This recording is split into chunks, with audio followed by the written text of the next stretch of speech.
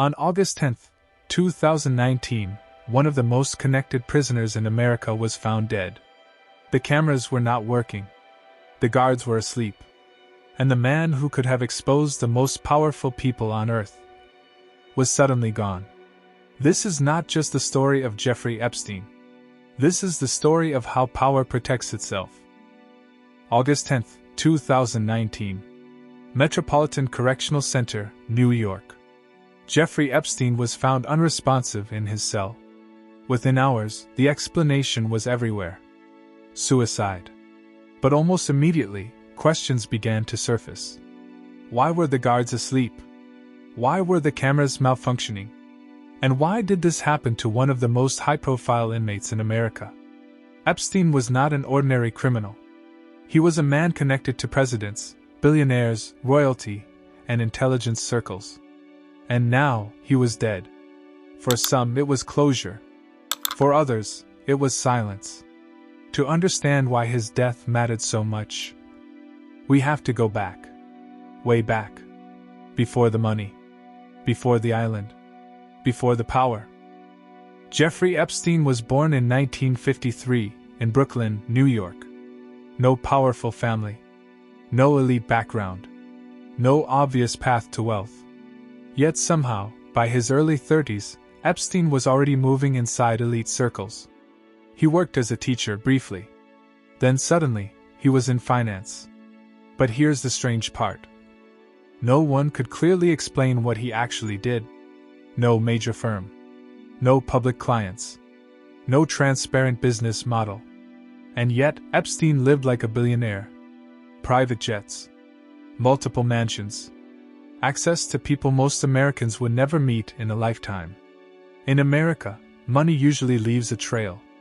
With Epstein, the trail disappeared. And whenever journalists tried to follow it, they hit walls. Legal walls. Financial walls. And sometimes, invisible ones. By the 1990s, Epstein was no longer just rich. He was protected. And protection like that is never free. In the United States, wealth usually leaves a trail. Bank records. Clients. Investments. Paperwork. With Jeffrey Epstein, that trail was almost invisible. He claimed to manage money for powerful individuals. But no public list of clients ever existed. No transparent fund. No clear investment strategy. Yet Epstein owned some of the most expensive real estate in America. A mansion in Manhattan. A private island. Multiple properties across the country. Journalists began asking a simple question. Where did the money come from? The deeper they looked, the stranger it became. Some records were sealed. Others were incomplete. And some never appeared at all.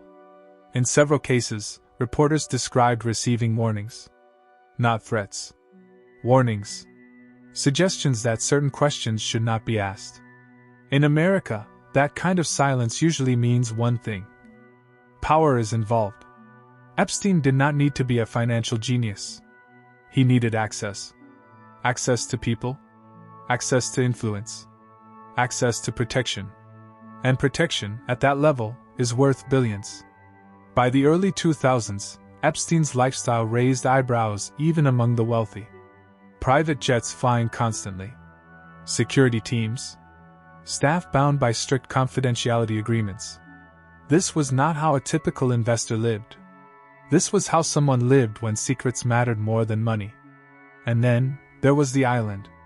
A place beyond normal rules. A place designed for privacy. A place where no cameras were allowed. Jeffrey Epstein was never the most powerful person in the room. But he was often in rooms filled with power. Politicians. Business leaders. Influential figures whose decisions shaped economies and governments. Epstein's role was never clearly defined. He was not an elected official. Not a public executive. Not a visible decision maker. Yet doors opened for him. Private meetings. Exclusive gatherings.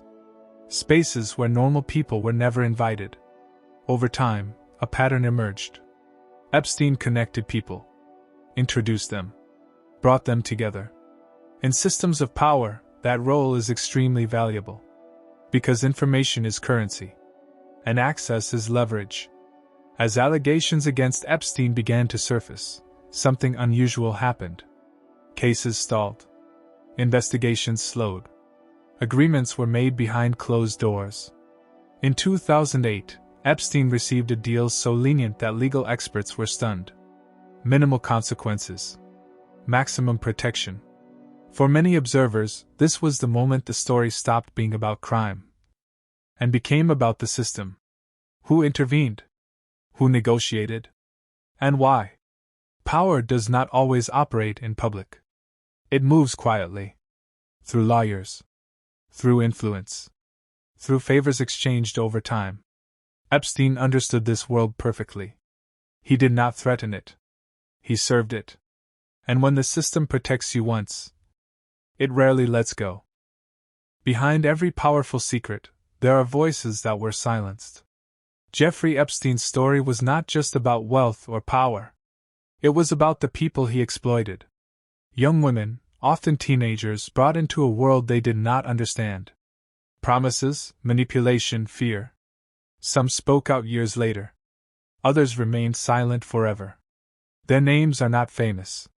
Their stories were ignored. Yet, their experiences exposed the cracks in a system that protects power at all costs. What would you do if you were one of them? Would anyone listen? Could anyone stop it? This is the human side of the story, the reason why justice, or lack of it, matters. In July 2019, Epstein was arrested once more.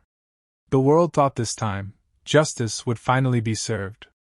The media covered it extensively. Documents were released. But behind the headlines, a different story unfolded. Investigations slowed. Lawyers maneuvered. Agreements were signed quietly. Even within the prison, he was under protection. Special privileges. Isolation from other inmates. This was not a failure of the law alone. It was the strength of influence, money, and secrecy. Questions remained unanswered. Who allowed this? Who intervened? And why did some witnesses remain silent? August 10, 2019. Epstein was found dead in his cell. Officially, suicide. But anomalies immediately raised suspicion. Cameras malfunctioned. Guards were absent. Procedures ignored. Some called it coincidence. Others, system failure. One thing was clear. The most connected prisoner in America was gone. And with him, countless unanswered questions. How deep did the network reach? Who benefited the most? And what does this tell us about power in America? Perhaps, we will never know all the answers. But the story exposes one undeniable truth. Power protects itself, often at the expense of justice. This story is not just about one man. It is about systems, networks, and the protection of power. The victims remind us why accountability matters. The unanswered questions remind us to stay vigilant. Share your thoughts in the comments. Discuss it. Debate it. Learn from it. Because the truth, no matter how hidden, always finds a way to surface.